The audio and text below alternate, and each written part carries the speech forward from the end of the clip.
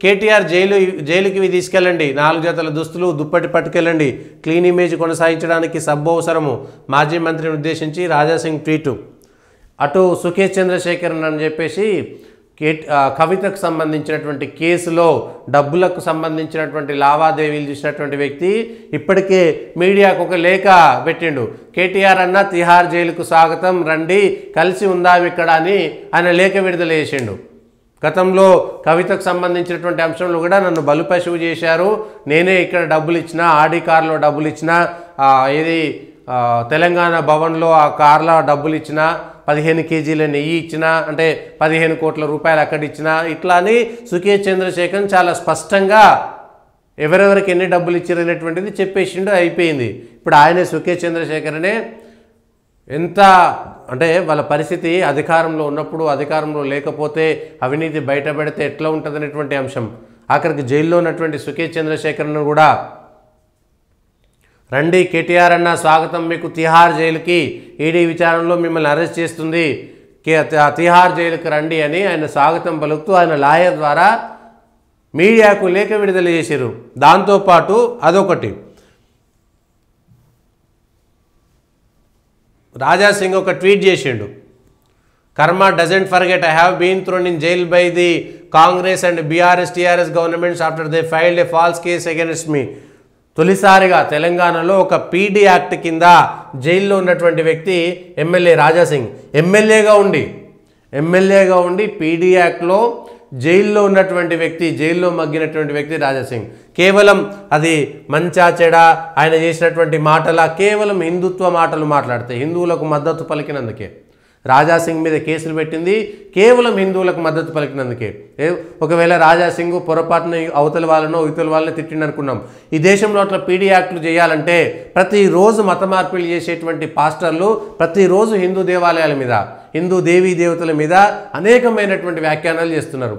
అట్లనే మజ్లిస్కు సంబంధించినటువంటి ఎమ్మెల్యే ఎంపీలు హిందూ దేవీ దేవతలపైన, దేశం పైన ఇష్టం ఉన్నట్టుగా మాట్లాడారు. మరి వాళ్ళ మీద పీడీ యాక్ట్ ఎందుకు పెట్టలేదు, రాజాసింగ్ మీద మాత్రం ఎందుకు పెట్టారు?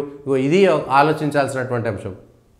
దానికి వెంటనే ఆయన ప్రతీకారమా లేకపోతే ఇంకొకట చాలా స్పష్టంగా రాజాసింగ్ కేటీఆర్కి ఒక ట్వీట్ చేసిండు. అన్న జైలుకు పోతే ఏమేం పట్టుకపోవాలనో KTR ji, here is a little check list to pack before heading to jail, 4 sets of clothes, fashion is key even behind bars. ఎద్దేవా చేస్తూ, అంటే మీరు ఫ్యాషన్గా ఉంటారు కదా, జైలు లోపల ఉంటే ఊచల వెనక కూడా మీరు ఫ్యాషన్గా ఉండాలంటే 4 జతల బట్టలు పట్టుకపోండి. Cozy blanket, jail is isn't exactly cozy, అదొకటి. A towel, hygiene matters even in jail. Handkerchief, trust me emotions run high, emotions ఉంటాయి అంటే కన్నీళ్ళు వస్తే తుడుచుకోవడానికి ఒక కర్చీఫ్ కూడా ఉండాలి. Soap to keep that clean image going, ఒక packet of pickle because jail meals are and 5 star. అంటే ఇవన్నీ ఎద్దేవా, మీరు బయట 5 స్టార్గా ఉంటారు, బాగా మంచి ప్రదేశంలో ఉంటారు, హైజీన్ ఉంటుంది, ఇవన్నీ మీకు అక్కడ దొరకాయి కాబట్టి, ఫ్యాషన్ దొరకాయి కాబట్టి ఇవన్నీ మీరు జైలుకు పట్టుకెళ్ళండి అని సలహిస్తూ, oh don't forget a warm sweater, winters here and karma's colder than ever. అంటే కర్మ కంటే ఏది చలి కాదు అనేటువంటిది మళ్ళీ ఒకటి. How those who misuse power to target others eventually end up tasting their own medicine, karma doesn't forget it, just wait for the perfect moment. ఇది విషయం. నిన్న చాలా టైమ్లీ రాజాసింగ్ గారు కేటీఆర్ గారికి కొట్టారు. నిజంగా ఈ విషయంలో రాజాసింగ్ మీద పీడీ యాక్ట్ పెట్టడం అనేటువంటిది నిజానికి తెలంగాణలో అది రాజాసింగ్ కానీ, రాజాసింగ్ ఉన్నటువంటి పార్టీ కానీ ఉపయోగించుకోలేక ప్రజల్లో చెప్పలేకపోయింది. కానీ ఒక ఎమ్మెల్యే పైన పీడీ యాక్ట్ పెట్టి, ఇష్టానుసారంగా పీడీ యాక్ట్ పెట్టి జైల్లో పెట్టినటువంటి ఘటన మర్చిపోలేనటువంటి సంఘటన అది. ఆయన వరుసగా 3 సార్లు గెలుస్తున్నాడు. ఈ భారతదేశంలో కేవలం రాజాసింగ్ లాగా మాట్లాడేటువంటి వాళ్ళకు మాత్రమే ఇన్ని కేసులు ఎందుకు వస్తున్నాయి? మరి హిందూ దేవీ దేవతలను తిట్టేటువంటి వాళ్ళకు, జకీర్ నాయక్ లాంటి వాళ్ళకు, లేకపోతే వాడవడో మునావర్ ఫారూఖీ లాంటి వాన్నేమో తీసుకొచ్చి సీతాదేవిని, రాముణ్ణి, లేకపోతే అజ్ఞాన వేదికలు, విజ్ఞాన వేదికల పేరు మీద, లేకపోతే హేతువాదుల పేరు మీద, నాస్తికుల పేరు మీద భారతదేశంలో ప్రతి నిమిషం 80-90% మంది ఈ దేశంలో ఉన్నటువంటి వేల లక్షల సంవత్సరాల నుంచి వస్తున్నటువంటి సంస్కృతి సాంప్రదాయాల మీద ఇష్టానుసారంగా మాట్లాడుతున్నటువంటి వాళ్ళని, మతం మారి తిడుతున్నటువంటి వాళ్ళని, మతం మార్పిళ్ల కోసం ఇష్టానుసారంగా చేస్తున్నటువంటి వాళ్ళ గురించి ఏ ఒక్క రోజు కూడా కేవలం ఓటు బ్యాంక్ రాజకీయాలు మాత్రమే అనేటువంటిది నిజమా కాదా?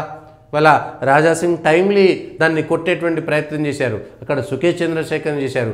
ఎట్లా ఉంది వాళ్ళ కేటీఆర్కి సంబంధించినటువంటి రాజకీయమైనటువంటిది ఒకసారి అర్థం చేసుకోవాలి. మీరు అధికారంలో ఉన్నప్పుడు ఇష్టానుసారంగా అరెస్టులు చేసిర్రు.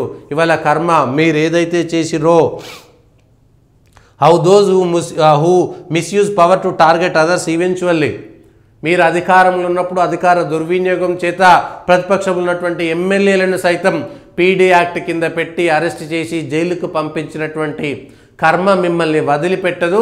మీరు ఏదైతే తప్పుడు కేసులు పెట్టి వేధించిరో ఇవాళ ఆ తప్పుడు కేసుల కర్మను మీరు అనుభవించక తప్పదు, మీరు జైలు పాలవక తప్పదు అనేటువంటి విషయాన్ని రాజాసింగ్ చెప్పింది. చాలా టైమ్లీ, రాజకీయాల్లో టైమ్లీ కొట్టడం అంటే జనాలకు మరొకసారి గుర్తు చేయడం. ఒక ఎమ్మెల్యేను పీడీ యాక్ట్ పెట్టి జైల్లో పెట్టిరు, కేవలం ఆయన హిందువులకు మద్దతుగా మాట్లాడినందుకు మాత్రమేనటువంటిది మరొకసారి వస్తుంది. సో రాజకీయాల్లో ఇవి కూడా అవసరమే. చాలా టైమ్లీ కొట్టడం అనేటువంటిది అవసరం కూడా. రాజకీయంగా ఒక్కొక్క అంశం ఒక్కొక్కటి ఉపయోగపడుతుంటుంది. ఏ సందర్భంలో ఏం మాట్లాడతారనేటువంటిది తెలియకపోయినా అది ఎంత ప్రభావం చూపుతుందనేటువంటిది, అది అనుకోకుండా చెప్పినటువంటి మాట అవ్వచ్చు అవ్వకపోవచ్చు, అది అనేక మంది రాజకీయ నాయకుల జీవితాలలో చూసినాం మనం. వాళ్ళ అనుభవాలలో చూసినటువంటిది వాళ్ళ జీవితాలకు సంబంధించి వాళ్ళ రాజకీయ జీవితంలో ఎంత అనుభవించారనేటువంటి తెలుస్తుంది. కాబట్టి ఇవాళ రాజాసింగ్కి సంబంధించినటువంటి దాంట్లో కూడా అదే జరిగింది. ఇవాళ కేటీఆర్ నిజంగా కూడా తప్పు చేశాడా లేదా, పోతాడా లేదా పక్కన పెడితే ఎవరెవరు ఎంతమంది ఎట్లా దాన్ని వాడుకుంటున్నారు అనేటువంటి విషయం. నిజంగా కేటీఆర్ కడిగిన ముత్యంలా బయటికి వస్తారా, స్వచ్ఛంగా బయటికి వస్తారా, నిప్పులాగా బయటికి వస్తారా, ఈడీ ఏసీబీఏ వాళ్ళని ఎంపలేసుకోవాల్సినటువంటి పరిస్థితి వస్తుందా, తప్పు జరిగిందా జరగలేదా? కానీ అధికారంలో ఉన్నటువంటి వాళ్ళు అనేకమైనటువంటి ఉదాహరణలు చూస్తారు. కేటీఆర్ మీద కేసు పెట్టేటప్పుడు అంత సింపుల్గా కేసు పెడతారా? కేసు పెట్టరు కదా. కేటీఆర్ మీద కేసు పెట్టేది అంత సింపుల్గా కేసు పెట్టరు. కేసు పెట్టడం కోసం అనేకమైనటువంటి తర్జన భర్జనలు, అనేక లీగల్కి సంబంధించినటువంటి అనేక మంది నిష్ణాతుల యొక్క అభిప్రాయాలు తీసుకున్న తర్వాతనే రాష్ట్ర ప్రభుత్వం దానిపైన చర్యలకు పోయింది. గవర్నర్కు లేఖ రాసింది, గవర్నర్ చేత దానికి సంబంధించినటువంటి అనుమతి తీసుకున్నది. ఇవాళ ఏసీబీ ఈడీ కేసులు పెట్టింది. దానికి సంబంధించినటువంటిది ఇవాళ కాకపోయినా మన దేశంలో ఉన్నటువంటిది పనికిరాని కేసులకు సంబంధించేమో ఏవేవో చర్చలు జరుగుతుంటాయి. కానీ రాజకీయాల్లో ఉండి అవినీతి పాల్పడుతున్నటువంటి వాళ్ళకి ఏండ్లకేండ్లు చంద్రబాబు నాయుడు మీదనో, జగన్ మీదనో, లేకపోతే ఇతరుల నాయకుల మీదనో, లాలూ ప్రసాద్ మీదనో, ఎవరి మీదనో కేసులున్నా కూడా ఏండ్లకేండ్లు మీరు ఇవాళ వాటిని లాగుకుపోతే, ఏ ధర్నాలకు సంబంధించిందో, రాస్తారోకోలకు సంబంధించిందో, ప్రజలకు సంబంధించినటువంటి సందర్భాల్లో ఉద్యమాలకు సంబంధించిన కేసులు అంటే వేరు. కానీ అవినీతికి సంబంధించినటువంటి కేసులో కూడా ఏడాది 2 ఏళ్ల లోపు వాటిని ఎందుకు పూర్తి చేయరు? ఆ తర్వాత వాళ్ళు గెలుస్తున్నారు, మంత్రులు అవుతున్నారు, ముఖ్యమంత్రులు అవుతున్నారు, ఆ తర్వాత వాళ్ళు దోషులను తేలుతున్నారు. అన్నేళ్ల పాటు ఒక దొంగ ప్రజల్ని పరిపాలించిండనేటువంటి విషయం సిగ్గుచేటు కాదా? ఇక్కడ నిజమైన భారతదేశంలో ఉన్నటువంటి రాజ్యాంగానికి ఏమైనా మార్పులు చేయాలంటే, సవరణ చేయాలంటే, చట్టాలకు ఏమైనా సవరణ తేవాలంటే ఇట్లాంటి దాంట్లో సవరణ తేవాలి. అవినీతికి సంబంధించి ఇదే చేస్తే ఇది కూడా ఒక బాధ. మళ్ళీ ఈ అధికారం పోతే ఆ పార్టీ అధికారం పోతే ఇట్లా అందరి మీద కేసులు ఇట్లా ఇష్టం ఉన్నట్టుగా కేసులు పెడితే ఇంకెవరు పోటీ చేయడానికి మిగిలరు. అంటే కనీసం ఆ కేసుకు సంబంధించి ఏడాది 2 ఏళ్లలో ఒకటే కోట్ల మంది ప్రజల్ని పరిపాలించేటువంటి రాజకీయ నాయకుల మీద ఇట్లా ఏండ్లకు తరబడి న్యాయము, చట్టానికి సంబంధించినటువంటి ఫలితాలు రాకుండా వాళ్ళు ప్రజల్ని పరిపాలించడం ఏ విధంగా సమంజసము? ఈ విషయంపైన కూడా స్పష్టత ఉండాలి. రాజ్యాంగం ప్రకారం కూడా దానిపైన స్పష్టంగా మాట్లాడాల్సినటువంటి అవసరం ఉంది.